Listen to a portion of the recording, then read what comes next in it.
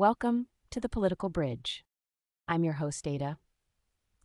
Today we're diving into a fascinating and important topic. We're looking at the impact of recent progressive victories in so-called blue states. These are states that often vote for Democratic leaders. We've seen a rise in very left-leaning policies in places like California, New York, and Massachusetts. Think about things like higher minimum wages, strong climate laws, and new rules for businesses. These changes are often pushed by the more progressive wing of the Democratic Party. But what do these wins mean for the party as a whole? Do they show a path forward for Democrats nationally, or do they create problems for the party in other parts of the country? We'll explore how these state-level successes might change the Democratic Party's message. We'll also discuss how they could affect its chances in future national elections. Joining me today are Nico and Jordan to break it all down. Thanks, Ada. When we look at blue states pushing progressive policies, we see a clear warning sign for the Democratic Party. These policies often lead to higher taxes and more regulations.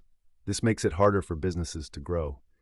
For example, California's high cost of living and strict rules have caused many companies to leave. People are moving out of these states. This shows that these policies aren't working for everyone. The Democratic Party risks becoming too extreme if it embraces these ideas nationally. It alienates moderate voters in swing states. These are the voters who decide national elections. If the party pushes for things like a $20 minimum wage across the country, many small businesses will struggle. They might even close. This hurts job growth. It also makes everyday goods more expensive for families.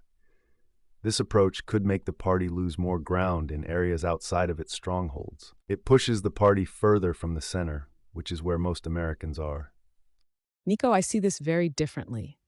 Progressive victories in blue states are actually a roadmap for the Democratic Party's future success. These states are laboratories for policies that truly help working families. Take California's climate laws. They're driving innovation in green energy. They're creating new jobs. They're also protecting our planet. Or look at paid family leave programs in states like New York. These policies support parents. They help keep women in the workforce. This strengthens our economy. These aren't extreme ideas. They're common sense solutions to real problems. They show that government can improve people's lives. When a nurse can take time off to care for a sick child without losing her job, that's a win.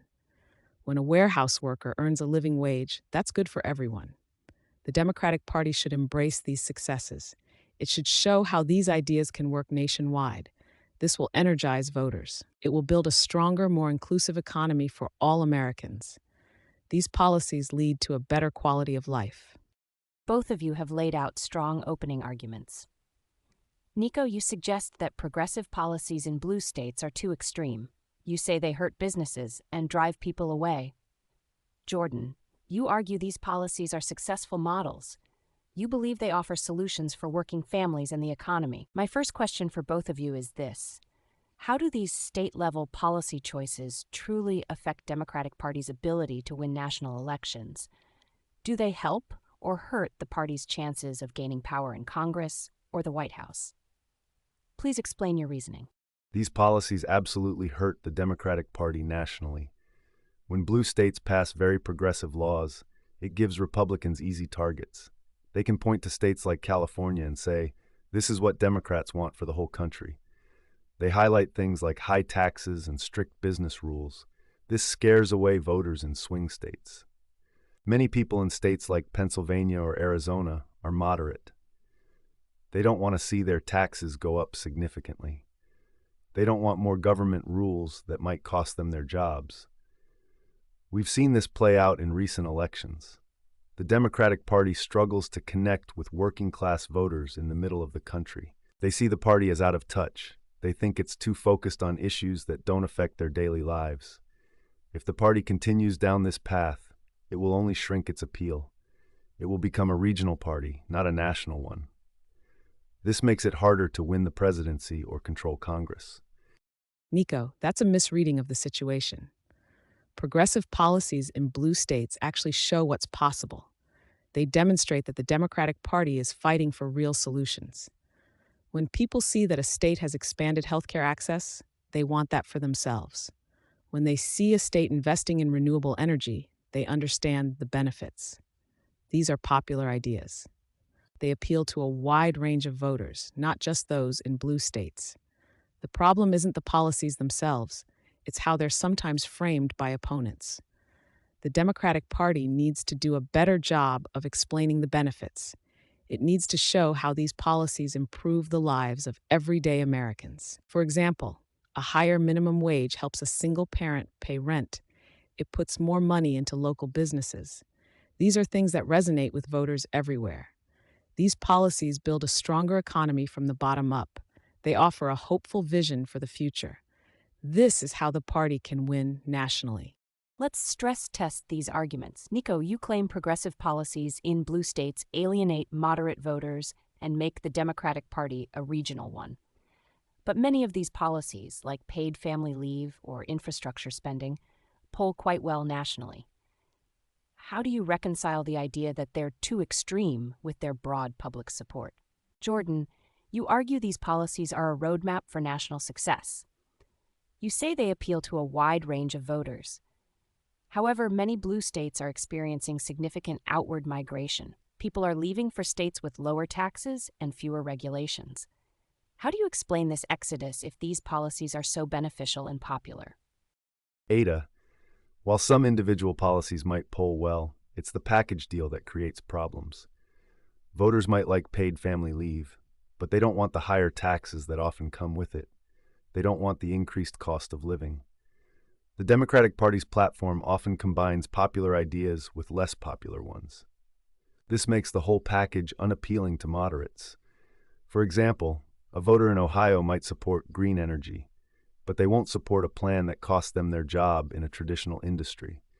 The party struggles to find that balance. They push for policies that are too far left for the average American. This creates a perception that the party is out of touch. It makes it easier for Republicans to paint them as extreme. It's not just about one policy. It's about the overall direction. That direction is pushing the party away from the center. This loses them national elections. It makes them a party of the coasts, not the country. Ada, the outward migration from blue states, is a complex issue. It's not solely because of progressive policies. Many factors contribute to people moving. These include the high cost of housing in major cities. They also include the desire for a different lifestyle. Often, people move for job opportunities or to be closer to family. It's too simplistic to blame progressive policies alone. In fact, many people who move from blue states still support progressive ideas. They often bring those values with them to their new homes. The benefits of these policies, like stronger social safety nets, are real. They provide stability for families. They create more resilient communities. The Democratic Party needs to address the cost of living in these states, but it shouldn't abandon policies that improve people's lives. The party needs to show how these policies create a better future. It needs to show how they can work for everyone. These policies are not the problem. They are the solution to many of our country's biggest challenges. This stress test reveals a core tension in this debate. Nico, you highlight the potential for a package deal of progressive policies to deter moderate voters. You suggest that the cumulative effect of these policies, particularly on taxes and cost of living, is a major hurdle for national appeal. Jordan, you point to the popularity of individual policies and the complexity of migration patterns. You argue that the benefits outweigh the perceived drawbacks. You also suggest that the party needs to better communicate its message. This brings us to our closing thoughts. The Democratic Party faces a critical choice. It can continue to embrace the progressive agenda of its blue state strongholds, or it can pivot to a more moderate national message. If it chooses the former, it risks becoming a permanent minority party. We see the effects of these policies in real time. High taxes and regulations are making states less competitive. They are driving away businesses and residents. This is not a recipe for national success.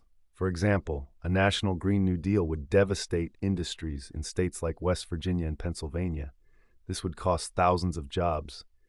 It would alienate entire communities. The party needs to understand that what works in San Francisco may not work in South Dakota. It must offer solutions that appeal to a broader range of Americans. It needs to focus on economic growth and individual freedom. Only then can it hope to win back the trust of the working class. Only then can it truly compete for national power. Nico, the Democratic Party's future lies in leaning into these progressive successes, not away from them. These policies address the real struggles of everyday Americans. They offer solutions to climate change, income inequality, and healthcare access. These are not niche issues, they are universal concerns. When a family can afford childcare, that's a win for the economy. When a community has clean air and water, that's a win for public health. The party needs to effectively communicate these benefits. It needs to show how these policies improve lives across the country. It needs to challenge the false narrative that these ideas are extreme. Voters want leaders who are willing to tackle big problems. They want a government that works for them, not just for corporations. Progressive policies offer that vision. They are the path to a stronger, fairer America. They are the key to building a lasting national majority for the Democratic Party. This is how we move forward. And that brings us to the end of another insightful discussion on the political bridge. We've explored how progressive victories in blue states might shape the Democratic Party's future. We've heard compelling arguments about their potential to either broaden or narrow the party's national appeal. It's clear that the path forward for the Democratic Party involves navigating these complex policy choices and their perception among diverse voter groups. You can find more information and resources at tpbridgepod.com. Join us next time for another engaging discussion. Until then, stay informed, stay engaged, and keep bridging those political divides.